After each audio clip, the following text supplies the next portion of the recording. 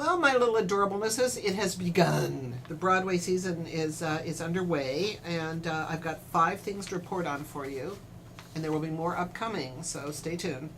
Let's see if I can, maybe I'll just do them in the order I saw them, all right? We've got Mountaintop, we've got Reduced Shakespeare Company, The Complete World of Sports Abridged, that's one title, Children, Asuncion, and Sons of the Prophet.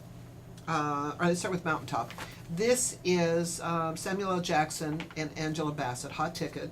It's supposed to be the last night of Martin Luther King's life in 1968, April 3rd, in the Lorraine Motel in Memphis, Tennessee, room 306. Samuel L. Jackson, I mean, these are both wonderful actors, and they're electric on stage and bring a lot of energy to it. That obviously Samuel L. Jackson plays Martin Luther King. And he plays him less as an icon and more as kind of everyman. I think for those of us who've heard Martin Luther King and seen, I thought the sort of intonations came and went. But it's hard to keep up someone else's rhythms. Angela Bassett plays kind of a maid. I think her performance is flashier, more chewing on the scenery, and doesn't make a whole lot of sense. I'll tell you my problem about this. I think both of these actors are terrific. But the first half of the first half of the play, it is done without an intermission, is basically very realistic. We're supposed to look at Martin Luther King as a man who can't get a hold of his wife and who is waiting for cigarettes to be brought, and he's a real man. And we know from all history books that this was not a perfect guy. The second half is a metaphor. And I'm not giving away a whole lot, I think, to say Angela Bassett morphs from this kind of indistinct maid to an angel. I think you can do either. I think with a famous person, you can either do his life as a metaphor and the situation as a metaphor, and that'll work. I think you can also do it, which is much more difficult, as a historical figure and try to be realistic about it. I don't think you can jam the two together, and that's what happened here. So the audience liked it. There was a very active audience talking back to the stage actors. Russell Simmons was there the night I was there, so it's a big hot ticket. I just think as theater that you do one or the other, you don't do both. You don't try to jam a realistic portrayal on top of a metaphor. So I think I gave it, I mean, I like both of the performers. I didn't particularly like the experience, so I think I gave it like 2 or 2.5 stars. Other people have disagreed, so that's okay. Reduced Shakespeare Company, The Complete World of Sports, is at the New Victory Theater, which is, I love the space. It's right in Times Square, and it was an old, it was the last theater that John Barrymore ever performed at, and then it was a burlesque house. So there are bees as part of the decor, and no one knows whether it means for burlesque or Barrymore, but it's been redone. It's now sort of a children's theater, and the problem about this is, believe it or not, very similar to the Mountaintop. And I've seen the Reduced Shakespeare Company. I've seen them do other things, which is the complete work of Shakespeare Abridged, which is hilarious and wonderful. And these are 3 very affable guys. They talk faster than anybody you've ever seen. There's some things that actually work in this, with the idea being that they're going to do the history of sports from the cavemen forward. They also sing very well together. The problem is that they try to do the same thing, that they can't decide in the first, and this is in 2 acts, I suppose, so they can sell stuff during the intermission. A lot of kids in the theater. They can't decide whether they're actually going to shoot for kids or for adults. And in the first act in particular, there's some really silly things that the kids loved and the adults are groaning about. And there's some really off-color things that you hope the kids don't get, some Tiger Woods jokes.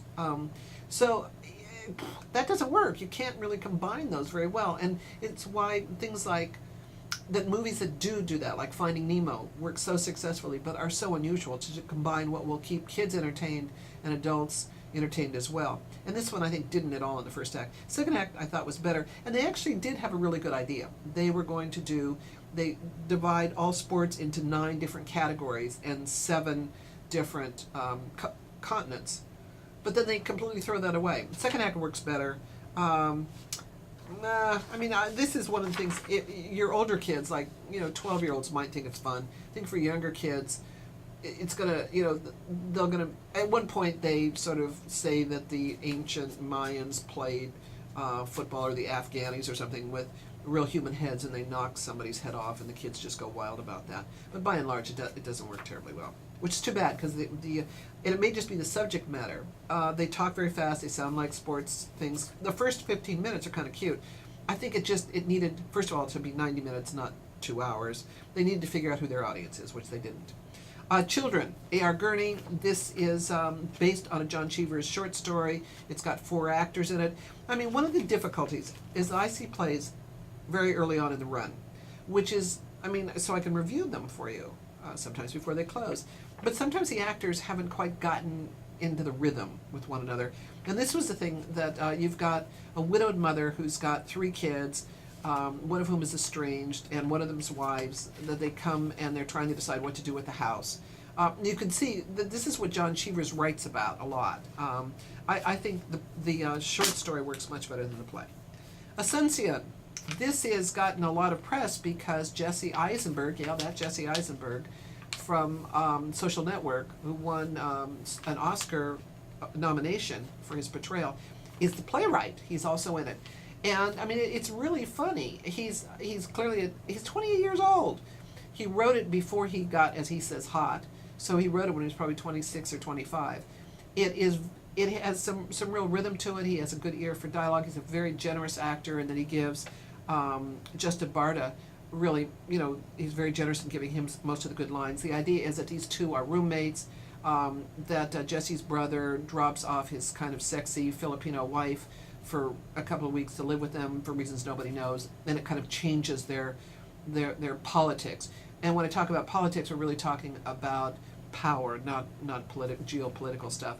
Didn't know how to end it, but I still think it's worth seeing. It's really fun. It's at the Cherry Lane Theater, and there's student rush. So on day of performance, I think you can get tickets for like $10 or something like that. And Jesse's fun to see on stage. I mean, I think he's really a talented actor and obviously a talented playwright. I think I gave this like 3.5. Sons of the Prophet. This is probably the best of the week.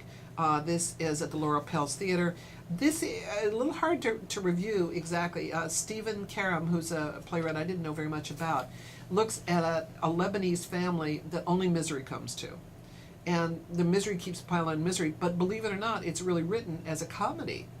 So that combination of real misery and pathos with comedy and sort of offering hope, this is really a masterpiece of playwriting. It's very well acted.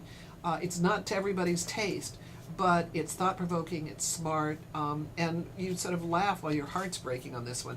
So Sons of the Prophet, the idea is that they are the sons of Kahil Gibran. I thought it was fantastic theater. Again, not for everyone's taste, but this one is probably 4.5 stars, 4.5, 5 stars. So, pick of the week, definitely Sons of the Prophet. Asuncion, very worth seeing, especially with Jesse. Children, iffy.